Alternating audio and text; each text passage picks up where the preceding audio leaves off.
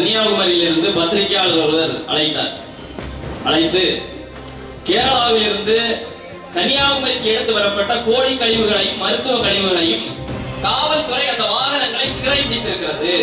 நீங்கள் தான் முதலாக இதை முன்னெடுத்தீர்கள், இப்போது காவல்துறை சிறைபிடித்திருக்கிறது என்று சொன்னார். இதுவரை சிறைபிடிக்காத காவல்துறை இப்போது இன்றைக்கு சிறைபிடித்திருக்கிறது என்றால் காவல்துறை சிறைபிடிக்கவில்லை, காவல்துறையை நாம் தமிழர் கட்சி சிறைபிடிக்க வைத்தது. தமிழ்நாடு நாளில் இதைவிட மகிழ்ச்சியான ஒரு செய்தி நமக்கு இருந்துவிட முடியுமா? அனைவருக்கும் தமிழ்நாடு நாள் வாழ்த்துகள். ஒவ்வொரு முறையும் கன்னியாகுமரி மாவட்டத்திலிருந்து வருகிற போது என்னப்பா கேரளால இருந்து வரியா, இன்றைக்கு கூட நினைக்கலாம் கேரளால இருந்து தமிழ்நாடு நாள் கொண்டாட வந்திருக்கிறாயா நீ என்று நினைக்கலாம். ஏன்னா ஒவ்வொரு முறையும் நாங்க கன்னியாகுமரியை தாண்டி வருகிற போது நம்ம கேரளால இருந்து வர்றீங்களா, இது கேரளா, கன்னியாகுமரி வர்றீங்க, அதான் கேரளா தானே தம்பி, நீங்க மலையாளம் பேசுறீங்க, நீங்க பேசுறது மலையாளமா தமிழா, நீங்க மலையாளியா? இந்த கேள்வியை எதிர்கொள்ளாத கன்னியாகுமரி மாவட்ட தமிழர்கள் எவரும் இருக்க முடியாது, நான் உட்பட. இது தமிழ்நாடு முழுக்க இந்த கேள்வி எங்களை நோக்கி எழுப்பப்பட்டு கொண்டே இருக்கிறது. இந்த பஞ்சாயத்துக்கு ஒரு முடிவு எடுக்கணும் என்பதற்காகத்தான் 750 கிலோமீட்டர் தாண்டி பயணம் செய்து வந்தேன். முதல்ல இங்க இருக்கக்கூடிய மக்கள் நமக்கு புரிதல் உண்டு, தமிழ் தேசியவாதிகளுக்கு நாம் தமிழர் கட்சியினருக்கு அந்த புரிதல் உண்டு. ஆனால் தலைநகர் சென்னையில் தமிழ்நாடு நாளில் குமரி மண்ணின் மகனாக தமிழ்நாடு முழுக்க இருக்கக்கூடிய மக்களுக்கு ஒரு அன்பான கோரிக்கையை வைக்கிறேன். கன்னியாகுமரி மாவட்டம் கேரள மாநிலத்திலிருந்து பிரிந்து வந்தது என்கிற வரலாற்று திரிவை, வரலாற்று தவறை, வரலாற்று பொய்யை இனி ஒருபோதும் தயவு கூர்ந்து பதிவு செய்யாதீர்கள், தயவு கூர்ந்து பதிவு செய்யாதீர்கள். ஏனென்றால் நாங்கள் ஒருபோதும் கேரளாவிலிருந்து பிரியவில்லை. ஏன் கேரளாவிலிருந்து பிரியவில்லை? ஏனென்றால் நாங்கள் கேரளாவில் இருந்தால் தானே பிரிய முடியும். கேரளாவிலிருந்து நாங்கள் எப்போது கேரளாவிடம் இருந்தோம்? எப்போது நாங்கள் கேரளாவில் இருந்தோம்? கேரளாவில் இருந்தால் இருந்தோம்? இல்லை இல்லை. வடவேங்கடம் தென்குமரி ஆயிடை தமிழ் கூறும் நல்லுலகில் தொல்காப்பியம் சொல்கிறதுங்க. தொல்காப்பியம் பலாயிரம் ஆண்டுகளுக்கு முன்பே குமரி நிலப்பரப்பு தமிழர் நிலப்பரப்பின் தென்னெல்லையாகத்தான் இருந்தது என்று நான் சொல்லவில்லை. தொல்காப்பியம் சொல்லியிருக்கிறது. தொல்காப்பியர் கன்னியாகுமரி மாவட்டத்தில் பிறந்தார்கள். தொல்காப்பியரையும் மலையாளியாக்கி விடுவீர்களா? தொல்காப்பியரின் வாரிசுகளப்பா நாங்கள். தொல்காப்பியரின் வாரிசுகளை மலையாளி என்று சொல்வது. தெற்கெல்லை போராட்டத்தில் உயிர் நீத்த 20க்கும் மேற்பட்ட மான தமிழர்களின் போராட்ட தியாகத்தை கொச்சைப்படுத்தக்கூடிய வேலை இல்லையா? வேண்டாம்.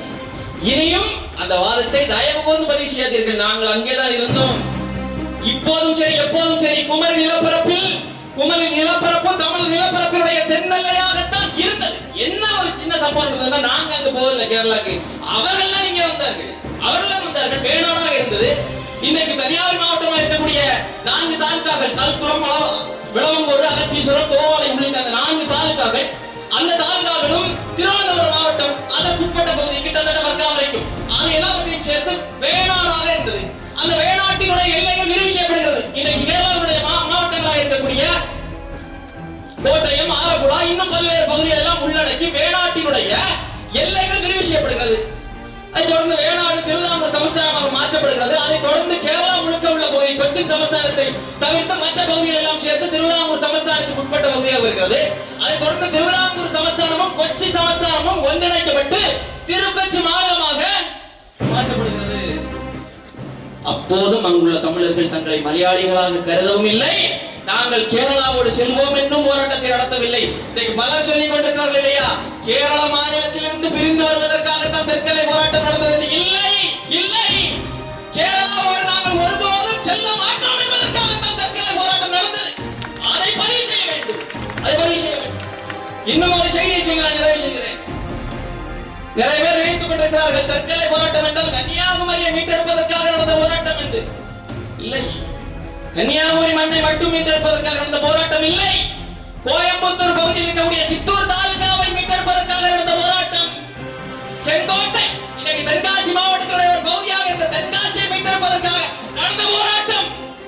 நெய்யாற்றின்கரை இன்னைக்கு நம்மிடம் இல்லை, கேரளாவிடம் இருக்கிறது, மலையாளிடம் இருக்கிறது. பலர் பேசுகிறார்கள் இல்லையா, ஒரு மொழியில் என்னங்க இருக்கு, தமிழ் மொழியில் என்ன இருக்கிறது? தமிழ் மொழியில் தான் நிலைமை இருந்தது.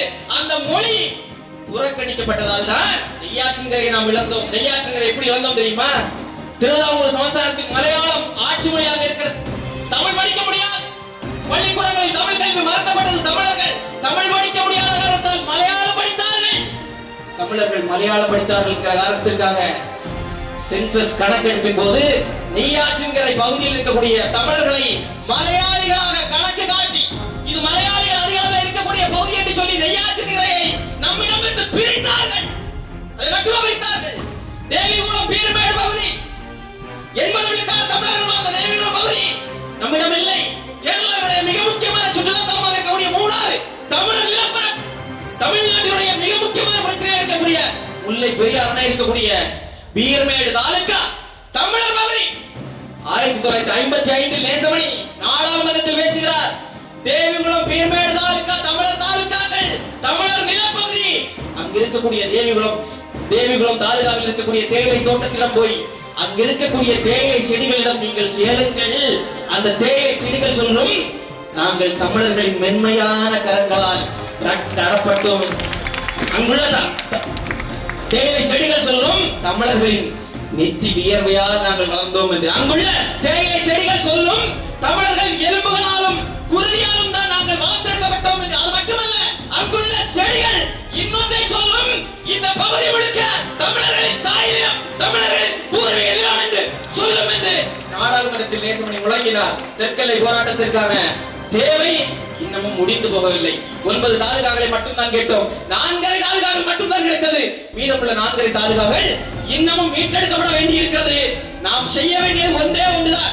2 செய்திகள். ஒன்று, இழந்து போன பகுதிகளை மீட்டெடுப்பது. இன்னொன்று, ஏற்கனவே நம்முடைய தாத்தர்கள் மீட்டெடுத்த 4 தாலுகாக்களில் அந்த மண்ணினுடைய மலைகள் உடைத்துறக்கப்பட்டது, வளங்கள் அழித்தொழிக்கப்பட்டது. அதை தமிழர்களாக ஒன்றிருந்து மீட்டெடுப்போம் என்று சொல்லி விடைபெறுகிறேன்.